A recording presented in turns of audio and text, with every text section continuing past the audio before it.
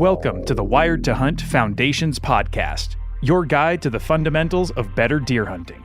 Presented by First Light, creating proven, versatile hunting apparel for the stand, saddle, or blind. First Light. Go farther, stay longer. And now, your host, Tony Peterson.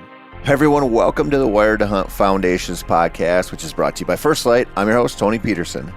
And today's episode is all about how to not regret your hunting decisions.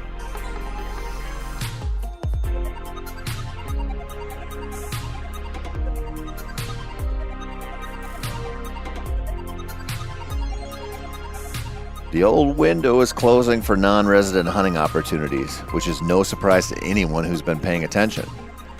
There's a lot of reasons for this that I don't really need to get into. But what I do want to talk about is how this is affecting my decision-making process around hunting opportunities and how regret in general can taint our experiences.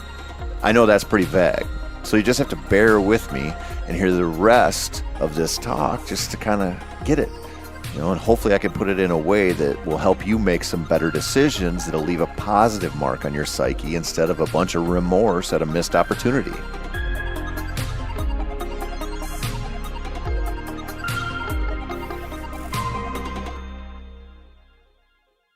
The quality of the entire human experience for us as individuals hinges on so many things beyond our control, and so many things that are totally in our control. And of course, the decisions we make that we think are in our best interest.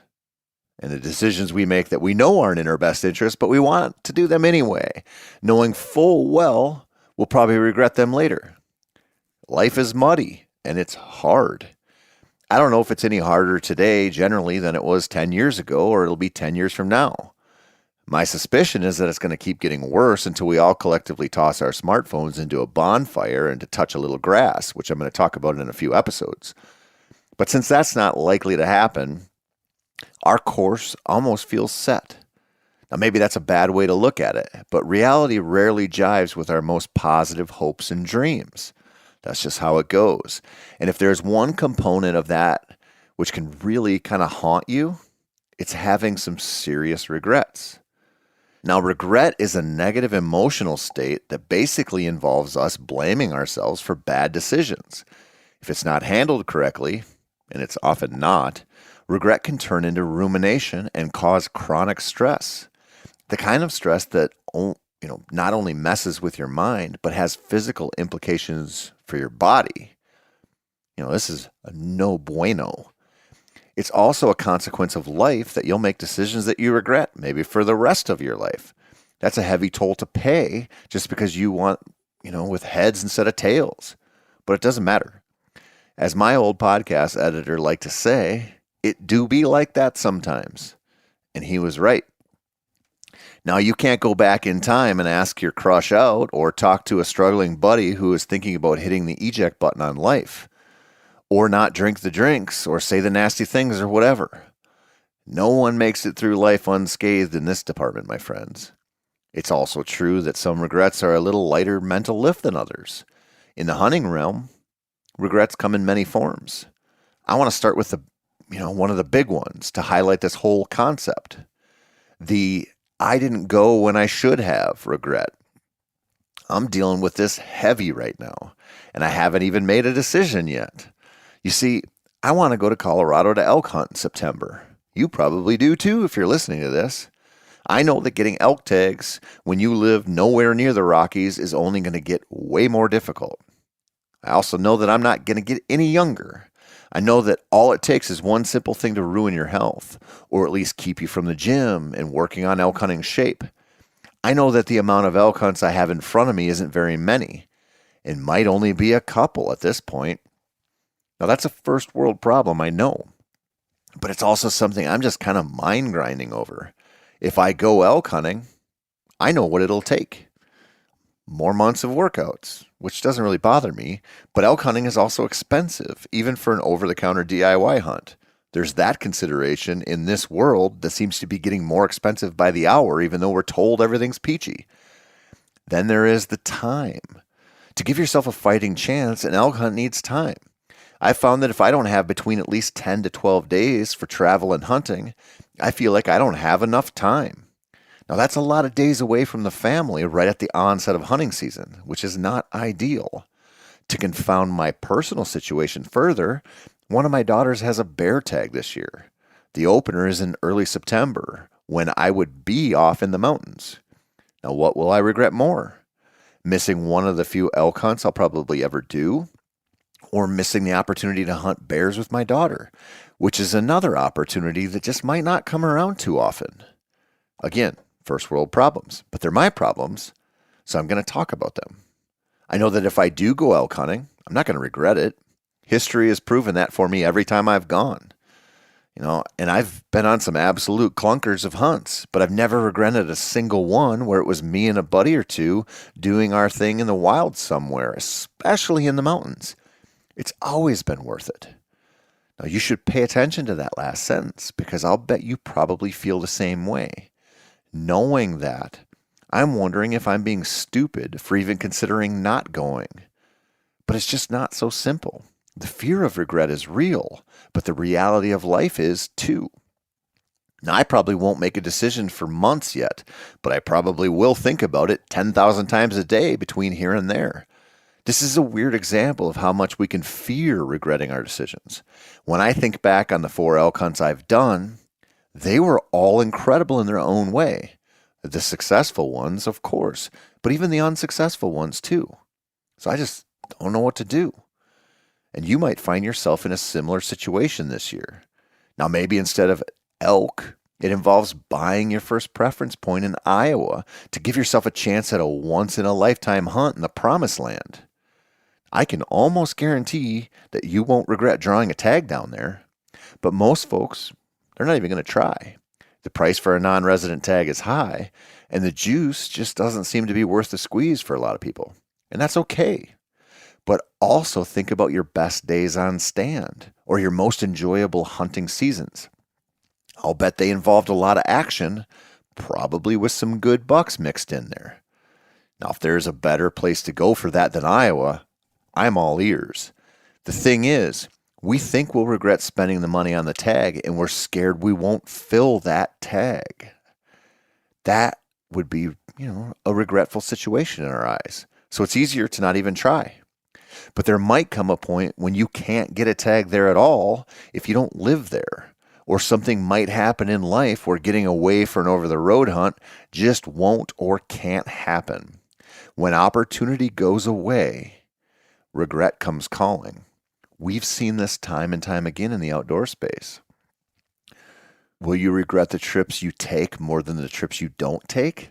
Probably not, but it's easy to believe that might be the case. And regret comes in other forms too. I just had a conversation with a buddy of mine who wants to buy hunting ground in the worst way. He loves to deer hunt, and he has a daughter who is likely to love deer hunting too. He knows that owning land is his ticket to a sure thing lifetime of both. And, a lifetime of just not living under the threat of having no place to hunt. This is probably pretty relatable to most of you fine listeners. The problem with him, and honestly a lot of us, is that he's waiting for land to get more affordable. We all know how that's going to go. He's also like a lot of us in that he wants a certain type of land, a certain type of woods, which is great. But it's also the kind of woods that everyone wants, because no one wants shitty land. No one except me anyway. I don't care what the land looks like now, because I know what you can do with it, with some elbow grease and some time, at least most land.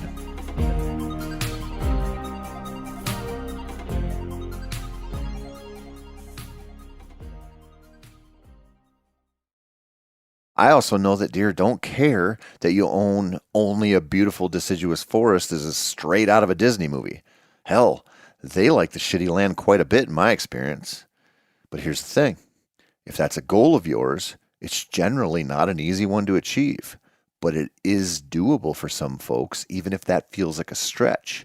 If you do your homework and you figure out how to make some level of that dream happen, usually a level that is far below, but kind of what you really want, you're not going to regret it.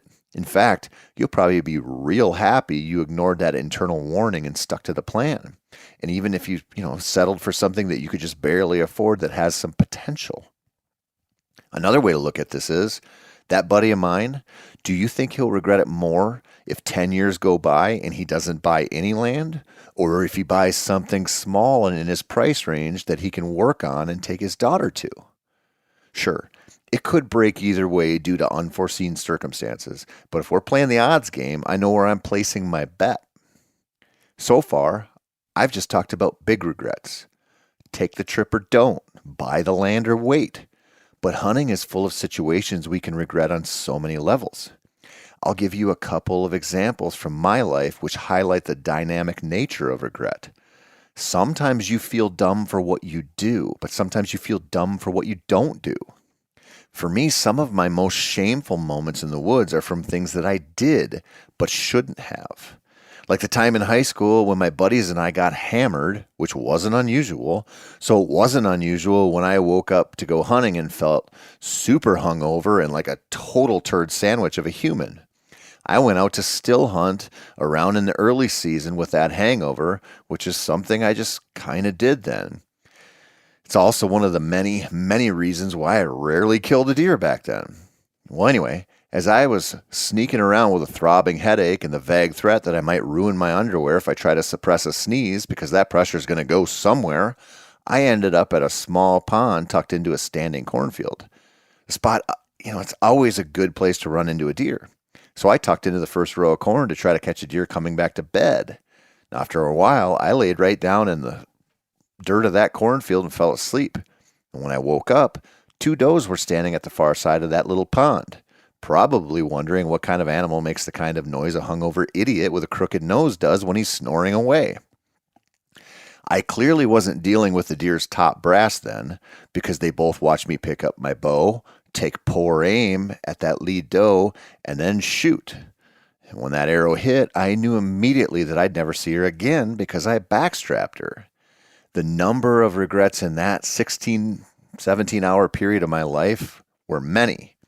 And I regret it to this day, even though it's been like 30 years since then. Another time, I climbed into a tree stand in December to try to fill an antlerless tag when I was in my early 20s. Hunting after the gun season then, on the farm I was on, it was almost always a lost cause, but I went anyway.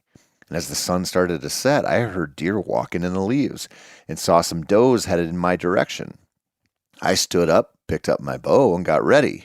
When one of the does offered me a shot, I took it, and I hit her way too low. It was entirely my fault, and I just screwed up the shot. Now that happens, but what happened next is what I really regret. I knew I probably wasn't going to find that doe, but I also knew that I had hit her, so I was going to have to try real hard. And since I had multiple tags, I knocked another arrow and shot at one of the other does that stuck around. It was a shot I didn't need to take, but I was frustrated after totally botching the first shot. Well, when you get greedy in the outdoors, it rarely works out well, and this time was no exception. I made almost the exact shot on that second doe, and I can tell you that I felt pretty small when the sun fully set and I climbed down. The regret of taking that shot stuck with me bad, and I felt it the whole next day when I followed one blood trail and then another to absolutely zero dead deer. Grid searching put up a big old goose egg too. I honestly don't know if I've ever regretted not taking a shot, but I sure regret taking quite a few of them in my career, especially when I was starting out. There's a good lesson in there. In fact, I think it's why I try to only shoot now where I feel like I have 100% confidence that it's going to be all over. I don't like the feeling of crossing my fingers when I draw my bow because I know where that goes and it almost always sucks. Now, there are other regrets too. I think cell cameras contribute to a fair amount of them. I mean, how often have you decided you'd stay home and clean the garage or maybe just watch TV because you don't want to sit in a stand during a rainstorm when suddenly a notification pops up on your phone and Mr. Big and Antlery decided he was going to walk by your stand with 2 hours of daylight left? It happens when you pick one stand and have a camera by a different one too. Those don't really bother me much because, what are you going to do? You know the deer are out there and they're going to walk somewhere. You also know that they might not have showed up had you been there. So the regret on that situation can be pretty minimal. I guess the one thing that would change it is if it was a real giant, but then again, who cares? You weren't there and he was. So how do you live a regret-free hunting life? Well, you can't. You're going to make bad decisions for a variety of reasons, and you're going to have to live with them. But you can also take a deep dive into the not-so-great decisions you've made around hunting and ask yourself, which ones do you regret the most? This is a not-so-fun exercise that can put you in a spot where you're going to make better decisions. Like I mentioned, I try to be super picky now in my shot selection at this point in my life because I always regret taking a shot that I'm not super confident in. That's way worse than letting one walk and then not filling a tag or, killing something smaller later. Maybe you need to think about what you want out of hunting. What's something you wish you could do just once? Instead of living with that dark cloud hanging over your head, can you do something to change your future and make it happen? Then I'd suggest that. Or do you find yourself with low-grade regret for not hunting in September or October when you could, just so you can battle it out during the rut with every other hunter? There's a pretty simple lesson in that one, my friends. And you know how I feel about that. Even when I blank, even when I blank for a week or 2 or 3 in a row, I never regret just going hunting, but I often regret not going. Sometimes I regret not trimming a branch or not getting a good range reading on a deer or not looking up from my stupid phone in time to see something walking in or not doing the extra work to set up where the wind is damn good instead of, damn questionable. The way to do this is to think about the things that bother you about yourself as a hunter and work on them. I know the way we often look at this stuff is to find someone else to blame for our failures. And if we can't find them, we sometimes even make them up. But the truth is we are responsible for a hell of a lot of what happens to us in the whitetail woods. And we are responsible for making the decisions that can make us heroes or zeros. Think about this in the off season. It might change how you approach your shooting sessions or your scouting missions or the times you head to the woods to hang a camera or set a stand. The more you get ahead of this stuff, the less likely you are to call an audible during the hunt and find out you're about to get your head torn off by a blitzing linebacker. Do this. Come back next week because I'm going to talk about how thinking like a deer can help you kind of, become like a deer. Or at least maybe you'll become a better deer hunter for it anyway. That's it for this week. I'm Tony Peterson. This has been the Wired to Hunt Foundation's podcast, which is brought to you by First Light. As always, thank you so much for your support. Mark and I here at Wired to Hunt, everybody at Meat Eater, we love it. We appreciate it. We genuinely mean this. Thank you for all of your support. If you want some more whitetail content, maybe you want to listen to a different podcast, maybe you want to read an article, maybe you want to find a turkey recipe, whatever, head on over to themeateater.com. So much information there that you're going to have a lot of time, maybe to waste at work or whatever you're doing, to check out and sort through and find some content that really works for you. All kinds of stuff there. Go check it out.